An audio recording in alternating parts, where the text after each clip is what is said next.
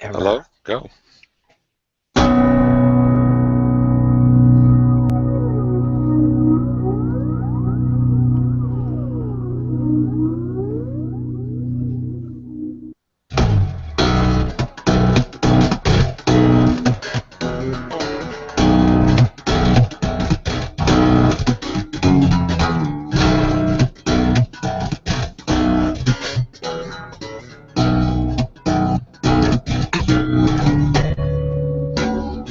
Hey everybody, welcome to What Drives Us, episode 194 for July 20th. I continue to be Russell Frost from PriusOwnersGroup.com, and yes, I'm reading from a script. So excuse me if I'm a little... I shouldn't have said that, should I, Tony? Yeah, no one would have known, dude. I'm already off Did script. Michelle Obama write it in 2008? I am stealing tonight's open from Melania Trump, as a matter of fact, yes. So let's go. We have important news. This is a big deal. Normally, as the script says, normally my co-host Andy Cooper would be here. He is, however, busy indoctrinating his 3 daughters into the mysteries of being a proper Gamecock fan. Luckily for me, our senior panelist Tony Schaefer is offered to step up and step in, or he's going to be interim co-host while Danny's gone. So please. Let's welcome Tony to the other seat of pain. Tony? Well, I wrote a speech for everyone, and it goes like this. I never meant to cause you any heartache. I never meant to cause you any pain. I only wanted to see you in the purple rain. I wrote that myself. You know, it's still weak to steal things. Yes, it is. It is. Why not? I mean... Yep. And I am happy to be here, happy to take on the interim co-host in Danny's absence. I thank you for that. Yeah, and that's it. Russell's been pulling the weight for quite a while, and so now we can actually trade back kind of like you and Danny used to do. So hopefully that's going to be a lot of fun. Yeah, absolutely. At least I only have to pay attention half the time now. I'm just not telling you which half. Yeah, thank you. Just to keep me on edge. So before we start, I want to send a special hello to my lovely and talented daughter who is laid up in the hospital, unfortunately, recovering. Just want to say I love you, Ashley, and I hope you feel better. Oh. And I hope we have you soon. Ashley. So, Tony, why don't you do the introductions and we can get this thing rolling? Yeah, well, we'll start with our man in Boulder, the owner of Boulder Hybrids. He tears down, repairs, and rebuilds EVs, Mr. Paul Guzik. And hybrids, but good to be back. And tonight's sponsor is Ellie's Brown Ale from the Avery Brewing Company. The only thing that scares me is it says, I don't know if you can read that. No, where am I? Lab tested. No. So does that mean the dog drinks out of the vat as they're brewing it? I think so. Yeah, but for all we know, they're dipping the dog in the vat or something. Yeah, but oh well. It was in the fridge and it was cold. So. Wait, are you talking the beer or the dog? The dog's in the freezer. I don't even know what to say about that. That's just terrible. But anyway, good to be back as always, and we are off the rails. Yep. Yep. All right, so let's kick it to the Waterloo Region Voltec Group, the resident Chevy Volt driver and plug-in enthusiast. He is Mr. Mark Coughlin. Thank you. Looking forward to a good show, and we've got the hot weather here again, so hopefully it doesn't last all that long. Don't like the hot and humid weather as Russell gets every day. Oh. What is it, like 35 there or something? It will be, they say 42 Celsius by the weekend. So and what's that in American? That's probably 111, 108, somewhere in that. Oh man, that's horrible. It is horrible. And 110% humidity. Yeah, you can cut it with a knife here. So. Yeah. Fun stuff. And if that's not enough, lots of mosquitoes. Yeah. No, they drop dead from it. They can't handle it. Yeah, they can't fly when they have a hard there's time that flying through that type of humidity. Right. Oh. See, the ones down here have been genetically bred to fly through it, so That's they're true. still out. That's true. Yeah. Yeah, they're used to it. So you can always say it could be worse. So that's It, Yeah. it could be. Well, enough with the preamble. Let's get this show on the road. I think our first story is going to go over to Mr. Tony Schaefer. Yeah, so I want to give a shout out to Philip Barclay, who turned us on to this article, keeping the thread going about Volkswagen's ongoing struggles. Oh. So the article that he sent us was that even after the recall, which we all know that VW is, they want to bring in the cars and they want to do whatever work they want to do, even after the recall, the diesels aren't going to meet the air standards. So, yeah, they have all these cars they've been selling going all the way back to 2009, and they have this fix which has been widely anticipated ever since September when people found out about it. And it was like, what are they going to do? What are they going to do? And we've speculated about it here on the show. We thought that they would do something, and that the only negative impact would be to the performance of the spirited, fun-to-drive diesels. But it turns out it's starting to sound like there isn't a fix at all. That they can work on these things all they want, they're still not going to meet the standards. wow. So that really opens yeah. up a can of worms, doesn't it? What Oh. can you do if the fix doesn't work? Yeah. So, like, how can you pass your state emissions test? Well, at that point, it's almost that the cars do become essentially totaled if they can't be driven on the streets. I mean, that's it. More ships to Africa. I Right. just want to thank VW for this hellscape that they're putting us through. Mm.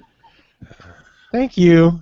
Yeah, and I Yeah, did find I do have one more tie-in. As I was looking around the VW, I found, and this is in Road and Track, and I think it was yesterday, July the 19th. Chris Perkins wrote, and I thought this was amazing. We've been blaming VW because VW got busted, right? Yeah.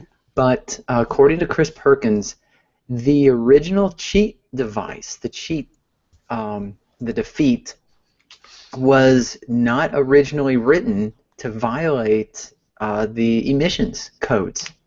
You guys want to take a guess on what the original intent of the cheat was? Sell more Volkswagens? Was it And well, a different More purpose altogether? performance. it was because the diesels tended to be clickety-clackety, the banging of the diesels. And so they introduced this software control that they called pilot injection. It injected additional fuel into the engine upon ignition that achieved the effect of reducing noise but increased emissions significantly. So they developed the now infamous defeat device software.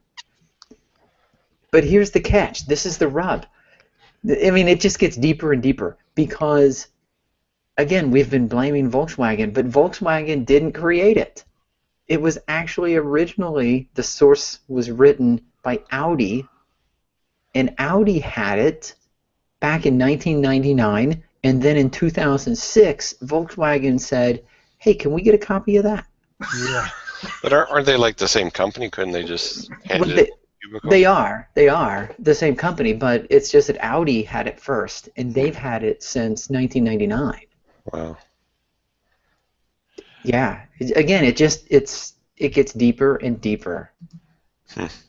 Well, add to this that VW's rejected a cash settlement for European owners. Unlike American owners, Volkswagen's basically said to European owners. Yeah. Pretty much. Do they use the middle finger in Germany? Is there some other offensive hand gesture? No, wait, I'm sorry. That was bad. Not that one. Shouldn't have gone there, should I? Yeah. But yeah, but in the end, and I think Paul is going to pick up to our first casualty to the whole scandal. Yeah, a story that hit, was it today or yesterday, is the infamous Jetta hybrid car is been killed in the U.S. market. They will not appear next year, which is not a huge loss because I think they sold about 12 of them in the 3 years or so it was offered. I've actually never seen one come into my shop, so there's probably not that many out there. But what is interesting is the technology, and we put a link up. Hopefully someone can link my link into it. It was actually way more efficient than the TDI version of the Jetta. So it's sad that they're pulling it, but again, they sold so few of them. I guess they just feel it's not worth maintaining it in this country. So I guess what's going to be left of Volkswagen, they have like 2 cars they'll sell next year. Another interesting tidbit, they say they've got a Golf all-track wagon coming out, and for those of you older Toyota people, all-track was a Toyota option back in the day. So I wonder, they spelled it differently or still well, it was an all-wheel drive system, but like I had an all-track Camry way back when. Yeah. You had an all-track Camry? Mm-hmm, a 4-wheel drive Camry. That was fun to drive in the snow. Wow. 89 was the model year. And then there was an all-track Corolla and an all-track Tercel way back in the late 90s, or late 80s, early 90s. Crazy. Yeah. Well, I'm looking at some sales figures for that Jetta Hybrid. It looks like it sold 100 total in the 5 years I think that it was available. It sold a little over 7,000. Right. I think they sold more Golf EV compliance cars than the hybrid Jetta or something. So. It's one of those things that makes me wonder, did it just not sell, or did they just not put them in places to sell them? Yeah. It's hard to tell. Well, and the thing is, when you think of hybrid, you don't think Volkswagen, right? So that's... You could, but you don't, because they haven't used really... to think diesel, but now you think... Blind scumbags. Criminals. Oh, I'm sorry. But a lot of people were, before the scandal broke, a lot of people were really touting diesel hybrids. Mm-hmm. Diesel for the increased energy potential of the fuel, and then of course the hybrid to be on top of that. And everybody was saying diesel hybrids are going to be the way to go. Yeah, apparently not. Oh, there's one self-styled popular hypermiler who made it a mission to push diesel hybrids. Mm-hmm. I don't need to name names, do I? Tony is aghast that I even mentioned this. No, I'm just staying quiet. Yeah. I just thought it was outright shilling from the start, because diesel hybrid, I mean, it's like, why not a hybrid coal car? You know what I mean? It's just like... Well, I you know what, I'm just sitting here because some people are on the side of clean diesel, and some people are on the side that there's no such thing as clean diesel. Well, now that we know for sure, being proven right, I just don't feel good saying, haha, told you, they've been killing us for 16 years. That's just not a celebration I can get behind. And yeah. Although if a diesel is properly tuned and running at a constant RPM, it is a very efficient machine and can produce low emissions. So like a diesel locomotive, where the diesel engine doesn't actually turn the wheels. It powers a generator, which then turns the wheels. Right. That's a pretty efficient machine compared to turning the wheels with the diesel engine. Right, and that's can run at a constant speed. That's how the trains work. It works great in a train. Area. Yeah, they're diesel batteries. Sounds like a car I know as well. Very efficient. Yeah. Go figure. Yeah. But they've got a diesel Volt coming out. I think they will stay well clear of that. Yes. Well, speaking of the Chevy products, I think Mark probably has a couple of stories for us. Yeah, just kind of interesting that was reported in 2 sources today was that the Bolt that's being produced in Orion, Michigan is now slated, they say, for October to start being produced in mass and released. And the number they're giving out is about 25,000 cars in the first year run. And I assume they're pulling that from parts suppliers that have leaked this type of information. This is certainly not from GM, but these are the numbers that Automotive News and Inside EVs have quoted. So, and actually, I thought it would be maybe a month earlier than this, but this is what they're saying is October for the production date. That's very cool. I mean, yeah, I think we would all like to see sooner rather than later, but hey, as long as they're coming out with it, a month give or take, perfectly fine with me. boy, that's going to light a fire on a Nissan's ass to upgrade the Leaf. 'Cause, It might light a fire under a few asses. Yeah.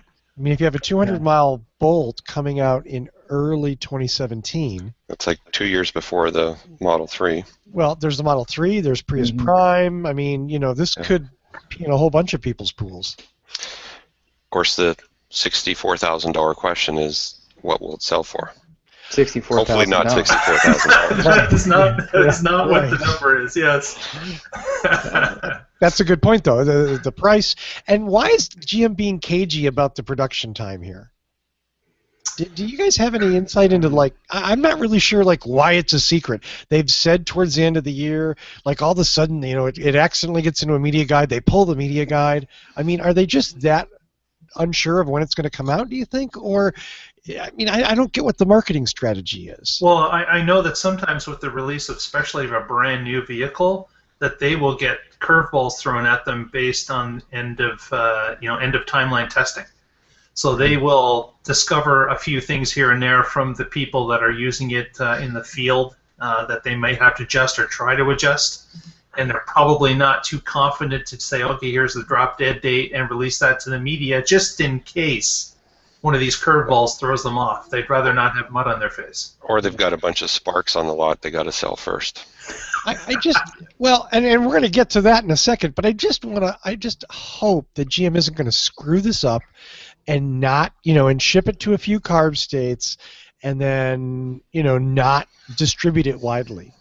Well, my thought is they're being cagey and withdrawn, and when they announced the Volt, the first gen Volt, and said we're coming out with this, and we rode them hard for all the hype and the press and the everything and the delays and they deserved it. But maybe they're just being a little gun shy with the Bolt, and they're not gonna do the same thing twice. I don't blame them.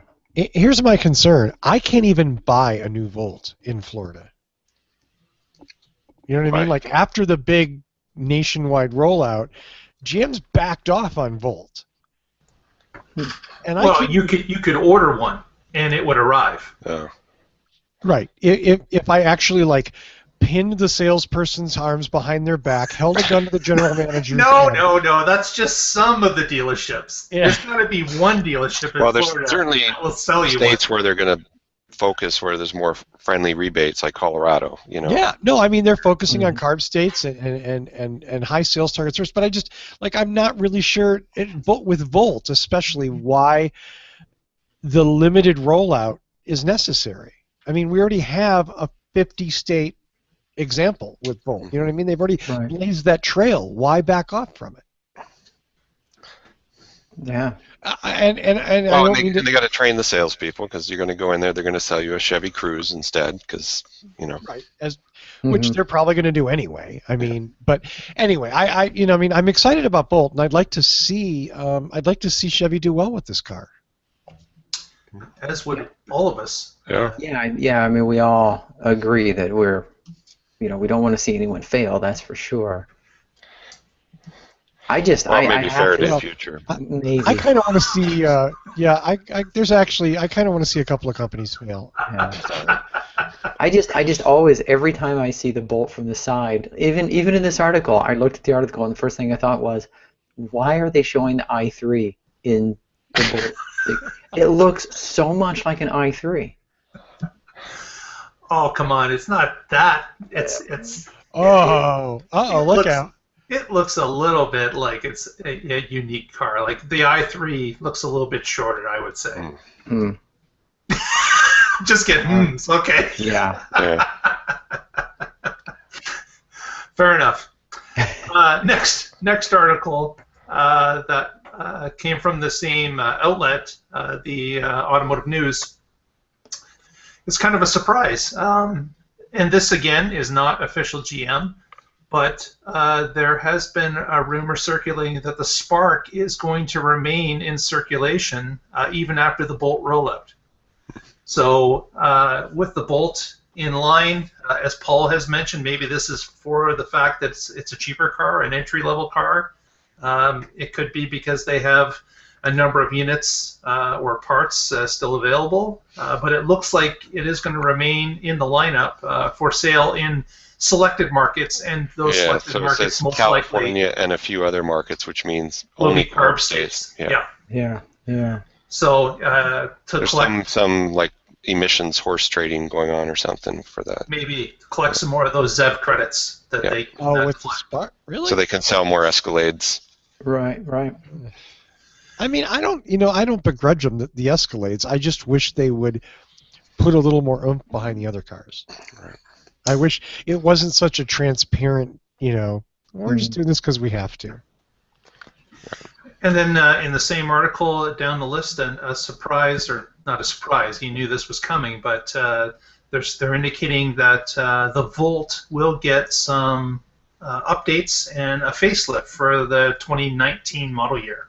So not necessarily a surprise. Cars usually go through the cycle of about 5 years. This is maybe a year early, but they're stating, again, not GM, Automotive News is stating that a facelift and some improvements for the 2019 model year.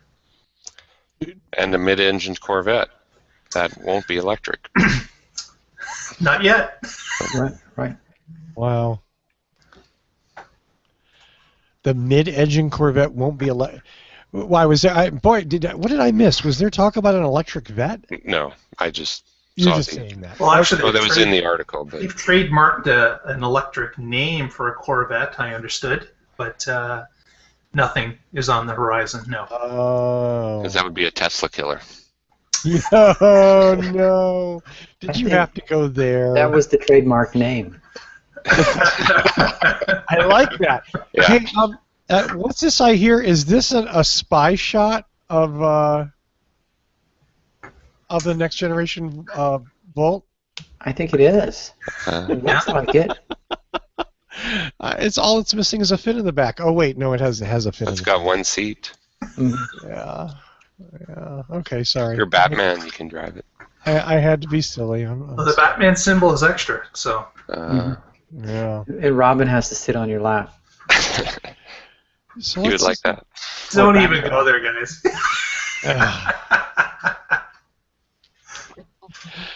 So next up, there was Nikki Gordon Bloomfield at Transport Evolved wrote a really interesting article, and cheers to her for reading through the abstract, which I admittedly did not read, but very interesting study about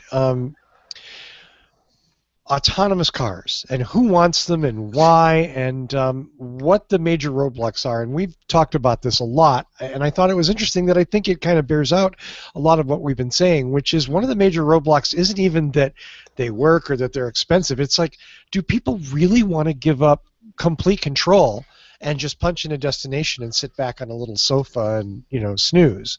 Yeah. That a lot of people might want to drive over the speed limit, or might want to go through that school zone at 70 miles an hour, or might want to take an alternate route, and that's something that an autonomous car is not going to allow them to do because the autonomous car is driving. So I mean, I think there's aside from the Tesla Autopilot, the very high-profile Tesla Autopilot problems of late. I think there's other issues, relating to infrastructure and relating to how many people even want this. Well, I think people want the safety features, the auto braking, the adaptive cruise control, the lane departure. And if you're going to put all that in the car, to put in full autopilot is just another little step. It's like they've got all the pieces of the technology kind of foundation in the car. So yeah, whether or not people will want the full autopilot, but definitely, especially older customers, I get a lot of older people who are saying, I'm not as alert as I used to be. I want a car that will stop if I'm daydreaming or forget to step on the brake pedal. And I think those safety features are going to be in all cars in the next 5 years, probably. But don't you think that even if we get to the point of complete autonomous driving, that for our lifetimes, there's going to be an off switch? If you want to drive the car the way you want to drive the car, there's going to be an off switch. Right. Yeah, or a way to interact more, like the paddle shifter automatics that let you go into kind of manual mode. I have one of those. Yeah. Yeah. It's not very fun. Yeah, I find it interesting that a higher percentage of people said that they would recommend no self-driving over partially self-driving or completely self-driving. I just and that's of course the question was the self-driving part, not the safety part. Right. But yeah, I tend to agree. I would think that if the technology is pitched or positioned as these are safety features to protect you in case you get distracted or if something happens so fast that you can't react to it, the car will react for you, I think people would be a lot more on board with this. Well, so it depends on the drive. I mean, if you're driving a cool windy mountain road that you want to experience, you want to do it manually. But if you're commuting to work and you have an hour-long commute and it's the same shitty commute every day, if you could sit and answer your emails while the car got you to work, you might want to do that. And I guess until people see the usefulness of it, it's going to be a tough sell. Right, but imagine a mixture of the two in that you're driving the really cool, windy, what is it, Highway 1 in California? Sure. Is that what it is? Mm-hmm. Yeah. Yeah, so you're cruising along and you're having a blast. Got the top down. Yeah, but you blow a turn and you're aiming to go off of the cliff and the car steers for you. That's the best of both worlds. Yep. I think there's two roadblocks.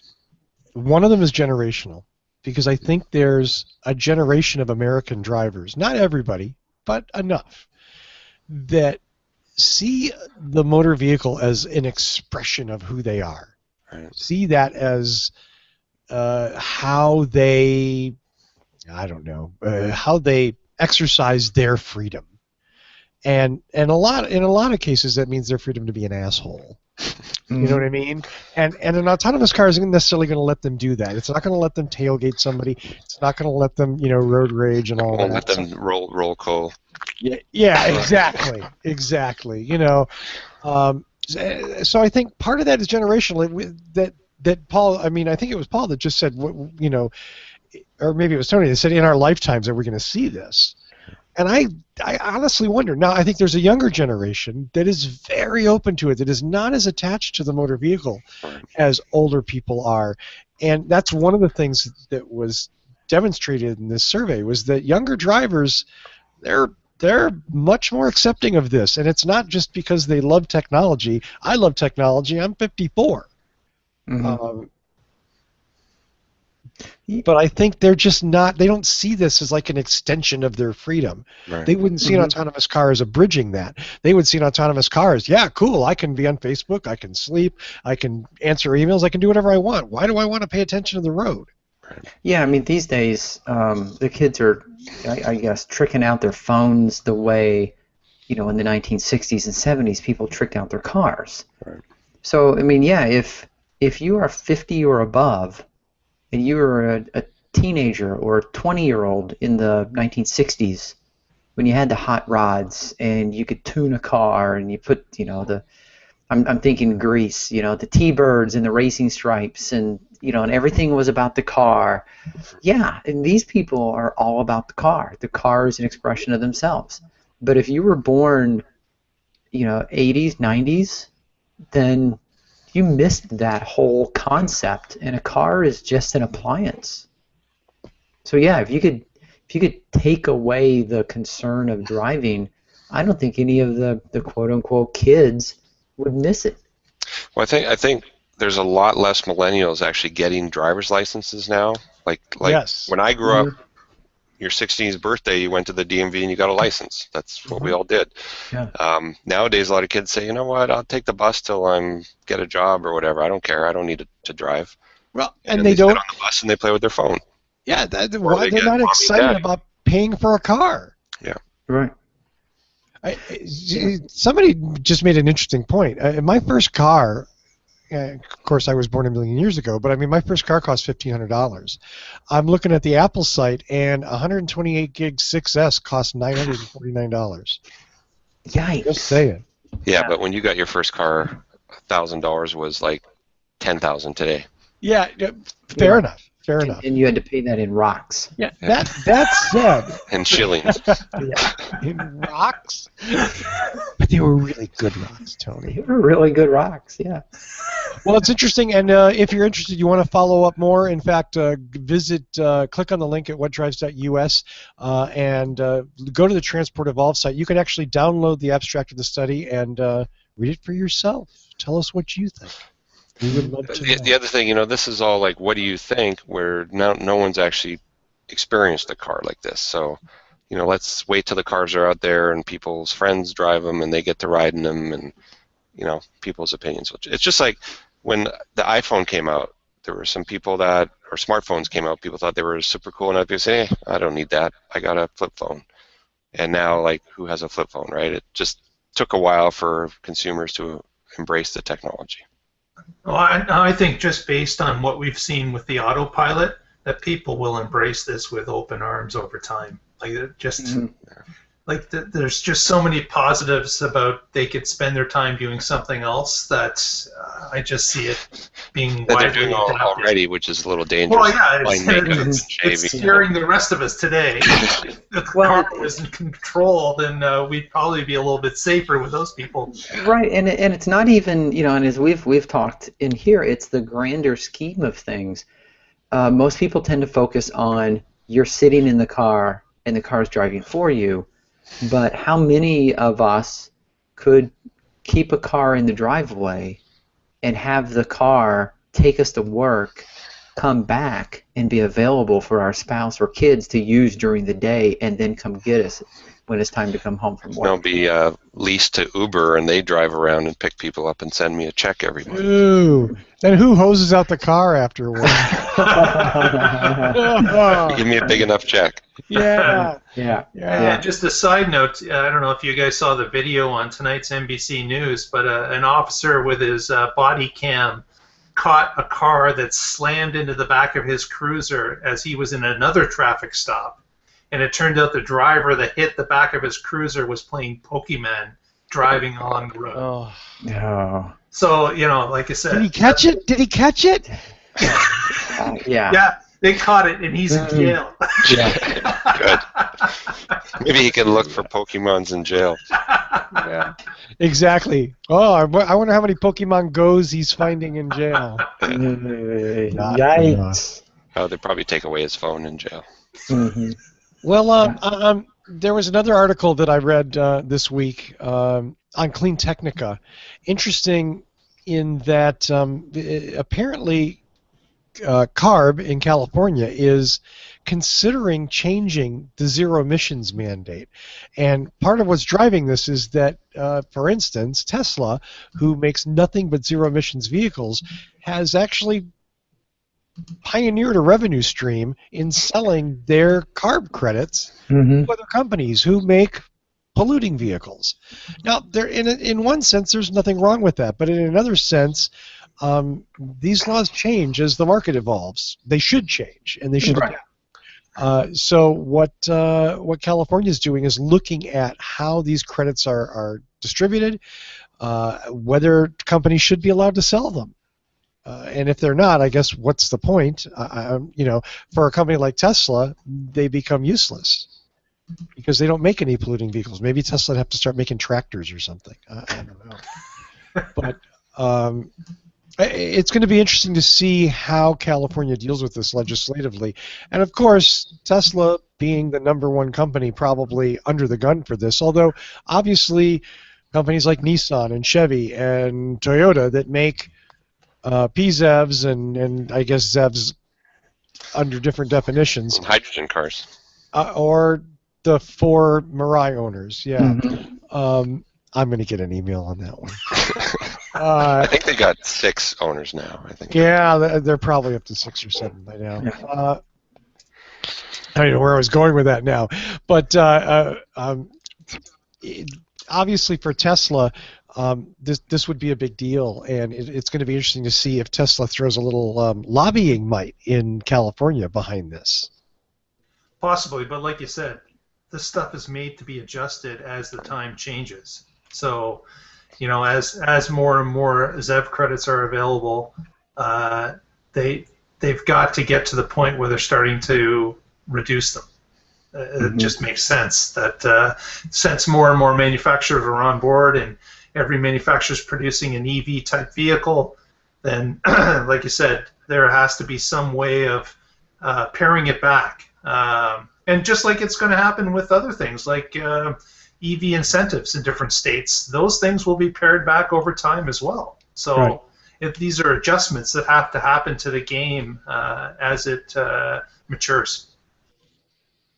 Right, and for what we know right now, it's just California who's looking to adjust their credits. There's other states that maybe Tesla could start targeting. We know there's other CARB states that follow the same regulations, and there's a whole globe of other countries that Tesla could, be, jump into, their markets, be more in those markets. So it's important to see that California is realigning their credits with, where the market is and how much it's been flooded with these vehicles. I think the ability to sell the credits has really pushed electric vehicles, even partial, zero emission vehicles. But yeah, it's now time that they back off, and maybe it's time for other states to start picking up and taking that model. Well, I mean, and Tony, part of that is obviously if Chrysler can't buy emissions credits from Tesla, they're going to have to make more efficient cars. Mm-hmm. And I'm going to talk about that towards the end of the show. Right. I'm not going to shed a tear for them if they're forced to make more efficient cars. That's for sure. Yeah. Hell no. Or sell a lot more of their new van. Mm-hmm. Yeah, I wish we're they still would. waiting for. I wish they would sell the hell out of that Pacifica plug-in hybrid. Yeah. Well, speaking of shedding tears, some very interesting developments last week. Our friend John Volker at Green Car Reports wrote about it, but it was pretty much everywhere. In fact, I saw it first on Twitter. Interestingly enough, Consumer Reports is generally, John uses the word sober, and I think that's probably a good word. Consumer Reports is generally kind of stoic. They're not the testosterone-fueled people like maybe our friends at Motor Trend or something else might be. They're like Grandpa. Well, I mean, in a sense, they try to be very objective, and that's one of the reasons why I respect them. I'm not a super fan of everything that Consumer Reports reviews, but I think they do a good job with their car reviews.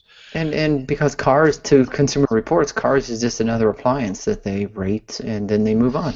Yeah, and having said that, now Consumer Reports was a huge fan of the Tesla, as we talked about on the show many times. The Consumer Reports people loved the car and they raved about it and they gave it very high ratings, and they said enthusiastic language for them, which was unusual and out of character. Now, they've tempered that a little bit, which is good, and what they do is, pulling back and saying, okay, maybe there are some problems, and Tesla's been good about addressing those problems. However, interestingly enough, last week, Laura McCleary, Consumer Reports Vice President of Consumer Policy, actually tweeted, and I quote, "Tesla should disable automatic steering in its cars until it upgrades the program to verify that drivers' hands are on the wheel."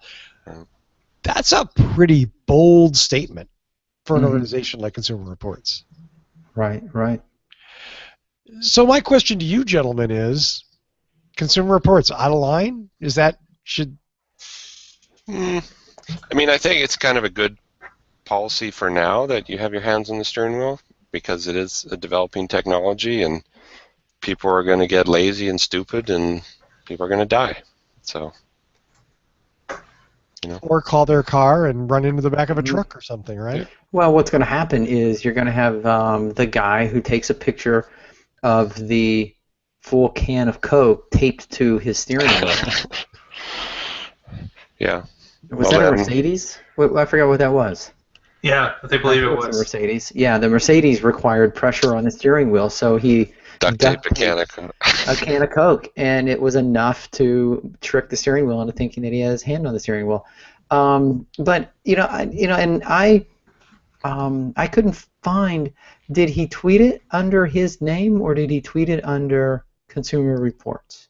Whose name? Laura McCleary is the woman that did. I think maybe I'm wrong. Yeah, Laura McCleary, the Consumer Reports vice president.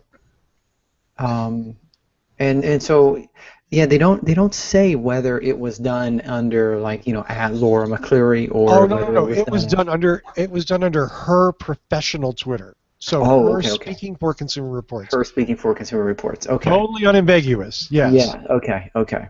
And honestly, I don't think I've ever seen a tweet from her before. I don't know how active she is. I mean, this was like a retweet, This is but one. again, it was staggering to me that number one, it came from Consumer Reports, and it came from like a person at Consumer Reports. Yeah. Yeah. Nice can of Coke. Mhm. Because there's nothing like like a Mercedes Benz with a can of soda and duct tape. Yeah. Right. Duct tape can fit everything, man. It fixes everything. So you got to wonder what was it that prompted her to go to Twitter? Because even if they would have made an amendment to a report on their website or made a special even a short article summarizing why Consumer Reports thinks it would be advisable for this, it would have been picked up. It would have become news. Why the tweet? It's free. I don't know. I mean, Twitter is an important social media outlet. You mean as opposed to sending out a Maybe they press figured release? more people would No, pick no, up the no. story if they Not a tweeted press release. Just it could have been. I mean, in the olden days, it would have been in the Consumer Reports magazine. Ugh. There would have been a Yeah. 2-column article on why Consumer Reports thinks it would be a good idea to require hands on the wheel. But like all print companies, like they're having trouble selling their magazine. So Right, but what I'm saying is today it would have been on their website.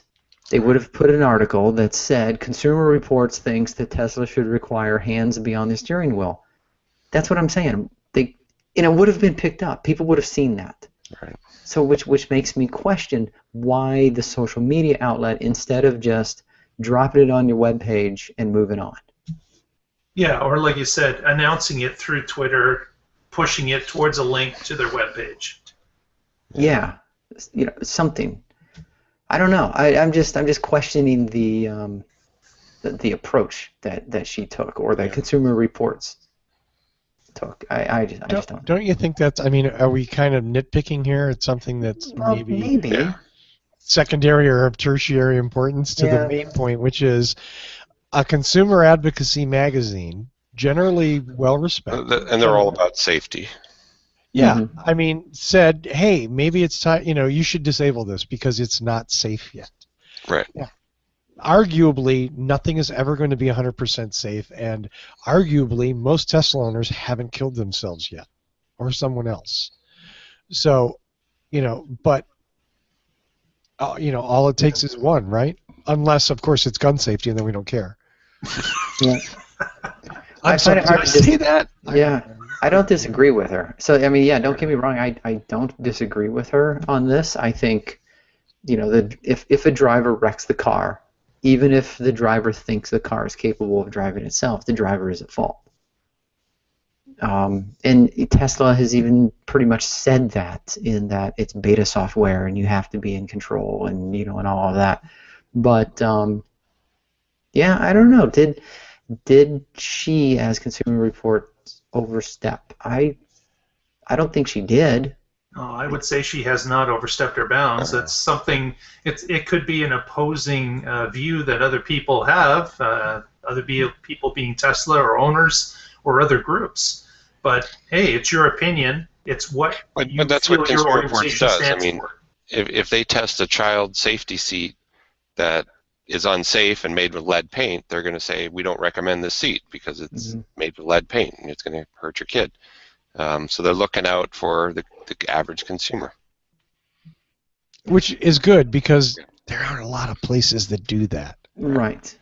Which, but however, now I'm thinking about it and I'm bouncing it around in my head.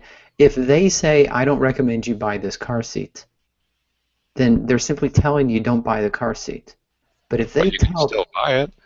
But you could still buy it. But in this tweet, she is telling Tesla how to do business, and I think there's a difference.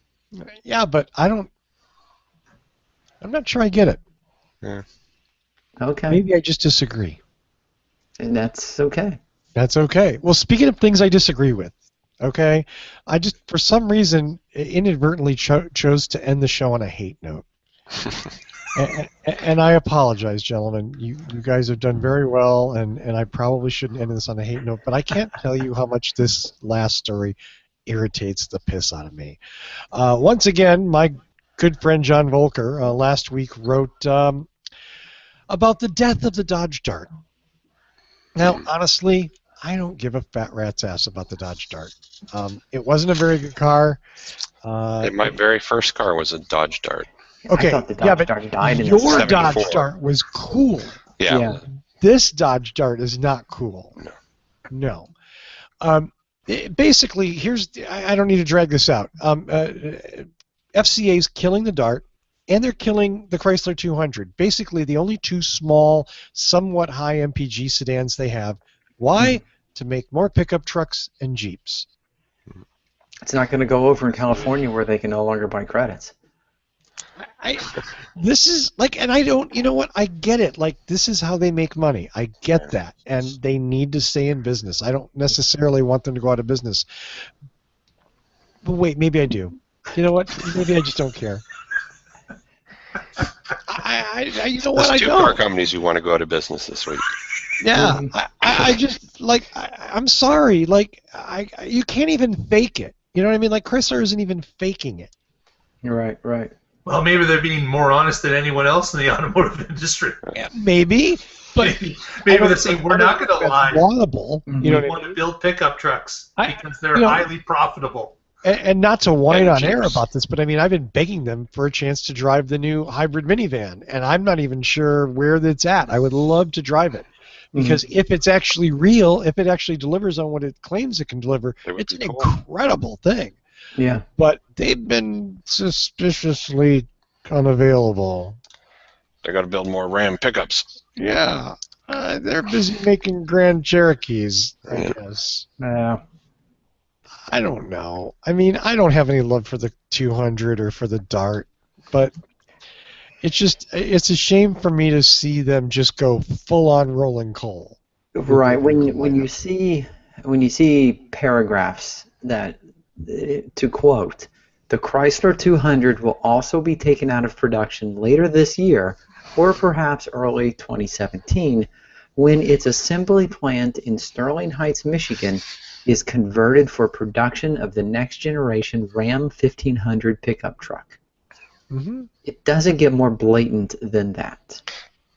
I mean, at least they're building the pickups in America, not in Mexico. There is that. Hey, cheers to them and Buddha Ford, right? Yeah. Yeah.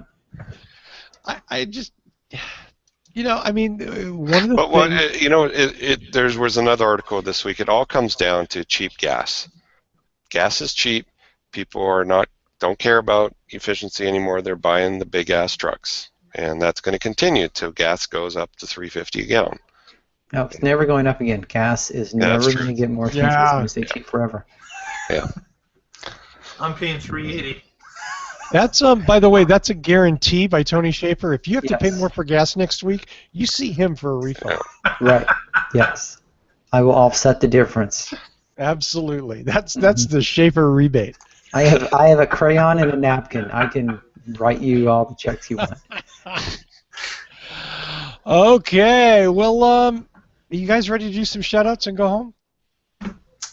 Yep. Let's do some shout outs.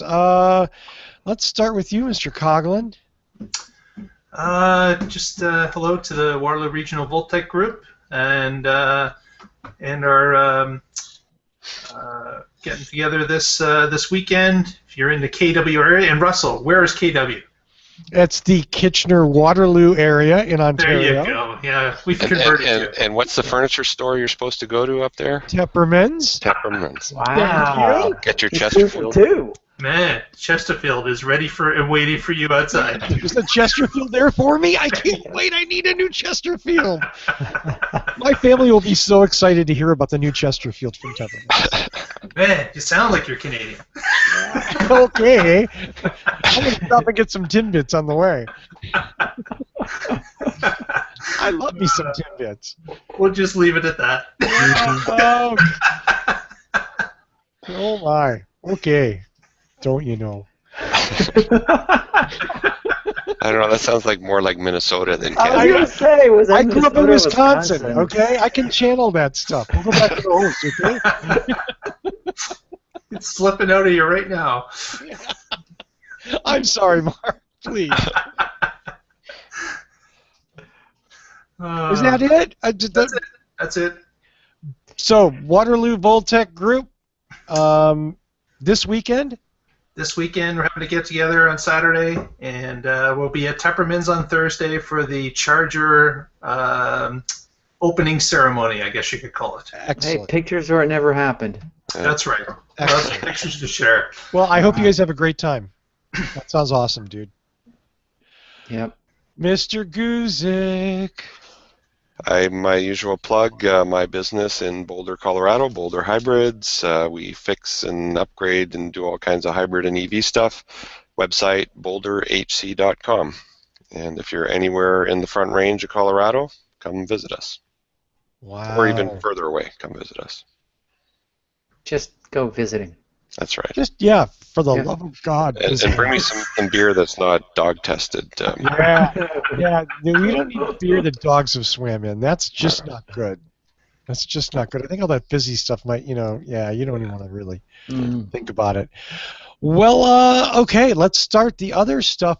I want to send a personal thank you or a personal hello out to Andrew Bell, who is actually a friend of my wife and a friend of the show and a watcher of the show. So thanks for watching, Andrew, and yeah, thank you for watching. Is there any other message I should send to Andrew?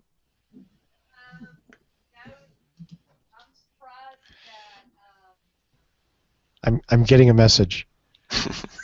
we're on the air. Okay. That's all. I thought maybe there was an important message coming. So thank you, Andrew.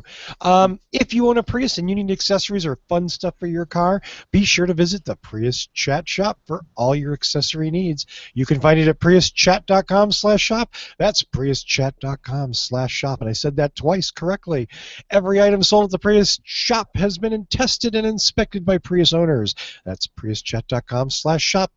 All those offspring of Danny's need every penny. Those budding Gamecocks. Yes. Have the Also, visor mitts made it yet? no, we still don't. We still haven't gotten final production run on the visor strap-ons. Okay. On the visor strap-on. You need to start a Kickstarter. Yeah, Yes. I'm working on that right now. Yeah. Yeah. Okay, let's see if I can do this right. Go, Tony, go! Okay, there are like 2 ways for which you could look over a virtual shoulder, right? So first, we have our Facebook page, right? And it's at facebook.com/whatdrivesus. And Hey. you could leave us comments, eh? Like buy more beer, right? Don't be a hoser. Don't be a hoser. Also, if you use Flipboard as a news aggregator, right? be sure to subscribe to our What Drives Us magazine. Oh my God! Thank you, Doug McKenzie. That was the best Mackenzie I think I've ever done. You must have watched Strange Brew once or twice. Yeah. Once or twice, too many times. Once or twice. Oh, who hasn't watched that movie 100 times? Thank you. Well, be sure to visit us on our main site, whatdrives.us. We post every show in audio and video form for streaming or downloading. Also, whatdrives.us. We started posting articles and reviews from the experts you see here. Want to learn how to drive more efficiently? Mr. Tony Schaefer, when he's not doing his Doug McKenzie impression, is writing the definitive series on it. Our complete archives and more at whatdrives.us. And, of course, if you want to make sure to never miss a show, be sure to subscribe to us on Stitcher, Slacker, YouTube, Google Play, or iTunes. And if you're really frisky, download them all. Wow. Well, we'd like to thank all the panel for being on the show, all our listeners for spending time with us. As always, I want to thank Michael Mannering for our theme music. Visit him at manthing.com, and you can watch some of his amazing videos on YouTube, some of which I have taken. So that's all for this week. Make sure you tune in or download us next week and find out what drives us.